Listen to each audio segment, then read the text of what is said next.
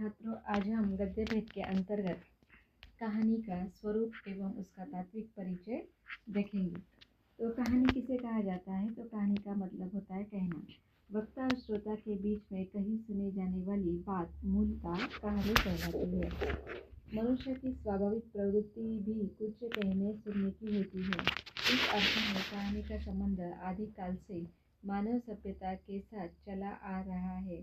अतः कहानी साहित्य की अन्य विधाओं में सर्वाधिक प्राचीन विधा कहानी ही है। भारतीय साहित्य में इसका प्राचीनतम रूप वेदों से प्राप्त होता है। यद्यपि गद्य विधा के रूप में इसका विकास 19वीं शती को माना जाता है।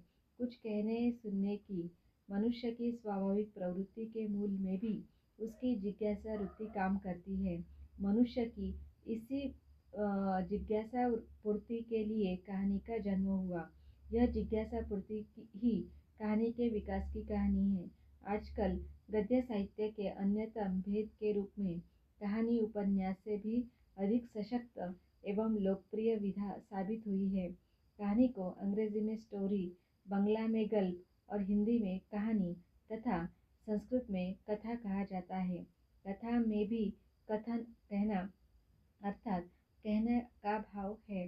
किसी घटना के बारे में एक के द्वारा अन्यों को कथन किया जाना अथवा कहना कहानी कहलाती है। यद्यपि कहानी और कथा पर्यायवाची शब्द है, तथापि कहानी की अपेक्षा कथा शब्द अधिक व्यापक अर्थ प्रस्तुत करता है। जैसे कथा सर्वत्र व्याप्त होती है, महाकाव्य में, खंडकाव्य में अथवा किसी छोटी सी कविता में भी। उपन्यास, नाटक तथा गद्य की अन्य विधाओं में भी कथानक रहता है। इस अर्थ में कथा का क्षेत्र व्यापक है, परंतु आधुनिक हिंदी गद्य की एक विशेष विधा के रूप में कहानी का अपना स्वतंत्र अस्तित्व है। उसकी अपनी अन्यतम विशेषताएं भी है। कहानी शब्द से कहने का अर्थ प्रतीत होता है, परंतु आजकल कहानी लेखन की विधा चल रही है। इसमें अब केवल सुनना ही नहीं रह गया है। तो अगले पंक्ति में हम पेज पर हम देखते हैं, लिखना पढ़ना भी आ गया। जो कभी राजा रानी की कहानी बनकर नाना नानी के द्वारा बच्चों को सुनाई जाती थी, वही कहानी आगे चलकर व्यक्ति की अवस्था के अनुरूप धार्मिक, सामाजिक, राजनीतिक, नीतिपरक तथा मनोविश्लेषणात्मक आदि अनेक संदर्भ लेकर विकसित हो रही है। आजकल की कहानी में मानव जाति की विभिन्न अवस्थाओं और मनोदशाओं का सूक्ष्म चित्रण होने लगा है। इस तरह से कहानी का क्षेत्र धीरे धीरे व्यापक व सूक्ष्म होता जा रहा है। आकार प्रकार की दृष्टि से भी कहानी में विविधता आ रही है। अपने विभिन्न रूपों में किसी बहुरूपे की तरह भेष बदल बदल कर कहानी के मनोरंजन के साथ साथ मानव की जिज्ञासा तृप्ति भी कर रही है। व्यापकता और सूक्ष्मता के साथ निरंतर विकास के कारण आजकल यद्यपि कहानी को किसी परिभाषा में बांधना कठिन होगा, क्योंकि वह सर्वत्र दिखाई देती है। तो परिभाषा के अंतर्गत हम देख रहे हैं कि मुंशी प्रेमचंद जी ने कहानी के बारे में लिखा है कि कहानी एक ऐसी रचना है जिसमें जीवन के किसी एक अंग या मनोदशा को ही प्रदर्शित करने का उद्देश्य रहता है। उपन्यास की भांति उसमें मानव जीवन की संपूर्ण झांकी नहीं होती और न ही उपन्यास की भांति उसमें विभिन्न तरह के रस होते हैं। कहानी एक रमणीय उद्यान नहीं है जिसमें भांति भांति के फूल, बेल बूटे सजे हो। कहानी एक ऐसा गमला है जिसमें एक ही पौधे का माधुर्य उसमें सम्मिलित रूप से दिखाई देता है। इसी तरह से अन्य लेखकों ने भी कहानी की परिभाषा करने की चेष्टा की है, प्रयत्न किया है। बाबू गुलाब राय कहते हैं कि छोटी कहानी एक स्वतः पूर्ण रचना है। कहानी में संक्षिप्तता और औचित्यपूर्ण वर्णन होता है। तो मन्नू भंडारी कहती है, एक ही व्यथा को सब तक अथवा अनेकों तक पहुंचाने वाली कहानी होती है। तो हिंदी साहित्य कोश में लिखा गया है कि कहानी गद्य साहित्य का एक छोटा, अत्यंत सुसंगठित और अपने आप में परिपूर्ण ऐसा कथा रूप होता है। इस तरह से अलग अलग विद्वानों ने यहाँ पर कथा की परिभाषा करने का प्रयास किया है, जिससे कि हमें कहानी का स्वरूप स्पष्टता से दिखाई देता है। इस तरह से हमने कहानी का स्वरूप देखा। अब अगले पेज पर हम देखने जा रहे हैं कि कहानी का तात्विक परिचय अर्थात कहानी के तत्व कौन से हैं, कौन से आधार पर कहानी आगे बढ़ती है या खड़ी होती है या सफल होती है। तो इस तरह से उसकी प्रवृत्तिगत अर्थात तात्विक परिचय यानी तत्व अर्थात आधार तो स्पष्ट ही है कि कहानी में कथा वस्तु होती है, पात्र होते हैं, चरित्र चित्रण होता है, कथोपकथन, देशकाल, वातावरण, भाषा शैली और उद्देश्य, ये कहानी के 6 तत्व हैं। सबको याद रखना है इसे। और इस तरह से इसका हम विस्तार से स्पष्टीकरण देखते हैं। तो कहानी का पहला जो तत्व है वह है कथा वस्तु। कथा वस्तु का मतलब होता है कथा। तो इस तरह से यहाँ पर जिस तरह से हमने उपन्यास के तत्व देखे थे, उसी तरह से कहानी के भी तत्व बिल्कुल ठीक वैसे ही है। तो यहाँ पर कथा वस्तु होना आवश्यक माना जाता है, परंतु अनिवार्य नहीं। कुछ विद्वान ऐसा मानते हैं, लेकिन बिना कथा वस्तु के या घटनाक्रम के तो कहानी नहीं हो सकती।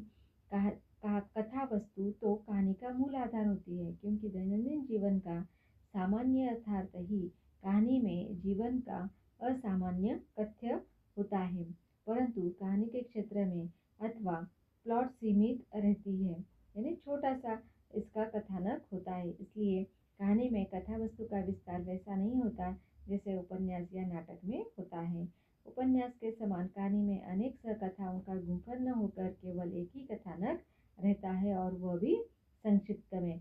इस तरह से सांकेतिकता का सहारा लेकर कहानी का जो कथानक है उसमें गति आ जाती है, और इस तरह से उसमें संक्षिप्तता, सांकेतिकता, गत्यात्मकता यह विशेषता होने के कारण यह जो कथा वस्तु है वह आकर्षक एवं रोचक बनती है।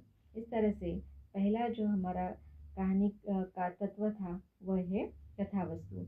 अब हम दूसरा तत्व देखेंगे जिसका नाम है पात्र एवं चरित्र चित्रण। तो कहानी जब घटित होती है तो उसमें पात्रों की आवश्यकता अनिवार्य है। इस तरह से गद्य की अन्य विधाओं के समान ही कहानी का एक महत्वपूर्ण तत्व है, वह है पात्र एवं चरित्र चित्रण। परंतु इस तत्व को अगर अत्यधिक प्रधानता दी जाए तो कहानी न रहकर वह रेखाचित्र बन जाएगा। केवल अगर पात्रों का ही वर्णन किया जाए तो वह रेखाचित्र कहलाता है। इसलिए पात्रों का वर्णन तो होना चाहिए, साथ ही उसमें कथानक होना जरूरी है। अतः कहानी के लिए पात्रों की क्रियाओं या प्रतिक्रियाओं के माध्यम से जीवन और उसकी व्याख्या प्रस्तुत की जाती है। अर्थात कथा वस्तु को संक्षिप्तता के कारण पात्रों की संख्या उपन्यास अगले पेज पर हम पढ़ रहे जा रहे हैं।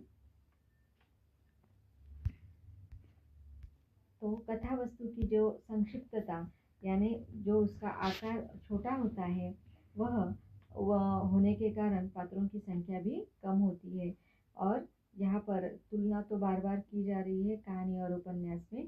तो उपन्यास में पात्रों की संख्या अधिक होती है, क्योंकि कहानीकार कहानी में किसी एक चरित्र की विशेषता प्रस्तुत करता है अथवा कुछ चरित्रों को लेकर किसी एक प्रमुख प्रवृत्ति का ही उद्घाटन कर पाता है। इस दृष्टि से कहानी के जो पात्र होते हैं या चरित्र चित्रण होता है उसमें भी संक्षिप्तता, सांकेतिकता और गत्यात्मकता यानी आगे बढ़ने की जो क्षमता है वह प्रवृत्तियाँ होती है।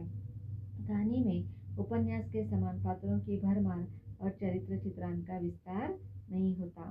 ठीक है, तो हम कहानी का तीसरा जो परिचय है, तात्विक परिचय यानी तत्व जो है वह पढ़ने जा रहे हैं, वह है कथोपकथन।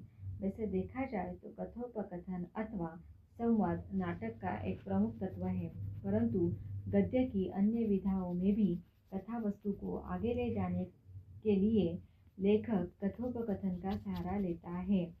परंतु संक्षिप्त कथा वस्तु के कारण कहानी का जो संवाद या कथोपकथन है वह भी संक्षिप्त होता है। उपन्यास के पात्रों के समान कहानी के पात्र लंबी या बहसबाजी नहीं कर सकते, अतः कहानी का कथोपकथन अत्यंत संक्षिप्त होता है, अन्यथा कहानी की रोचकता समाप्त हो जाएगी। इस तरह से एक आकर्षक और संक्षिप्त इस तरह के कथोपकथन या संवाद होने जरूरी है, और वह महत्वपूर्ण भी तत्व है। फिर चौथा तत्व आता है वातावरण या देशकाल, या इसे ही परिवेश भी कहा जाता है। तो ये भी कहानी का बहुत महत्वपूर्ण इस तरह का तत्व है। तो कहानी में देशकाल के समस्त वातावरण को प्रस्तुत करना आवश्यक नहीं समझा जाता, क्योंकि उपन्यास के समान कहानी में अनेक समस्याओं को या सिद्धांतों का चित्रण नहीं होता। अतः देशकाल या वातावरण को कहानी में समस्त रूप से नहीं दिखाई जाता, तो वह भी संक्षिप्त रूप से दिखाया जाता है। और पांचवा पॉइंट है वह है शैली। तो भाषा शैली जो लेखक की होनी चाहिए वह कैसी होती है? देखिए, किसी एक भाषा को लेकर या किसी एक शैली को लेकर निरंतर निखार के कारण कहानी में रोचकता आ जाती है और अधिक सुदृढ़ वह लगती है। कहानी कला में शैलीगत सुधार हो, जैसे घटना प्रधान हो या चरित्र प्रधान हो, या एक ही शैली का आधार लेकर अपना एक अलग ही महत्व होता है। कहानी की शैली पर उसकी सुदृढ़ता, सशक्तता, रोचकता और प्रभाव उत्पादकता निर्भर करती है। विधा का बाह्य तत्व होते हुए भी शैली का बड़ा अपना महत्व होता है। अगले पेज पर हम पढ़ने जा रहे हैं। तो इस तरह से कहानी का जो पांचवा तत्व है वह है शैली तत्व। तो इस तरह से कहानी के अंतर्गत सौंदर्य को भी पाठकों तक पहुंचाने का काम शैली तत्व करता है। प्राचीन कहानी के समान आधुनिक कहानी के वर्णन में प्रधानता की जगह रूपात्मकता या प्रतीकात्मकता स्थापित हो रही है, और वह अधिक कलात्मक होती जा रही है। वर्णन चित्रण शैली की अपेक्षा आजकल कहानी में सूक्ष्म विश्लेषण शैली का विकास हो रहा है।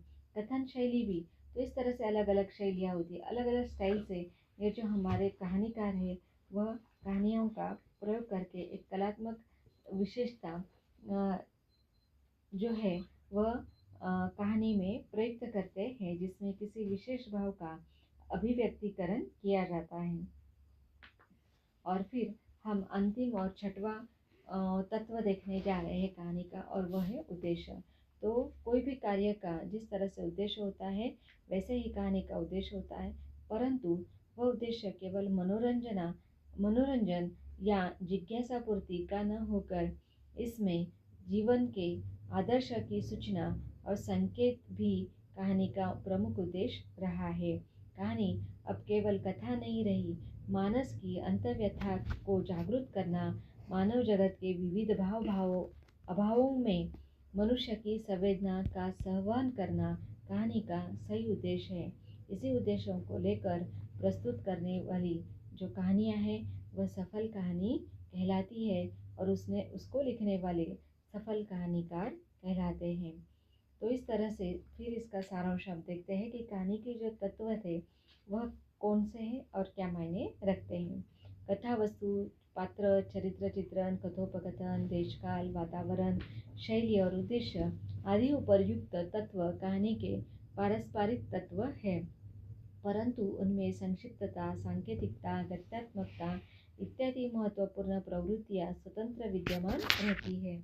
कहानी में सांकेतिकता के सहारे एक व्यक्ति विशेष के जीवन से जुड़ी घटनाएं सारे समाज की बन जाती है। कहानी का परिवेश पाठक को अपना परिवेश बना जाता है, और अपने मूल उद्देश्य में कहानी सफल होती है। इस तरह से पाठक या श्रोता की कौतूहल वृत्ति को जागृत करने की क्षमता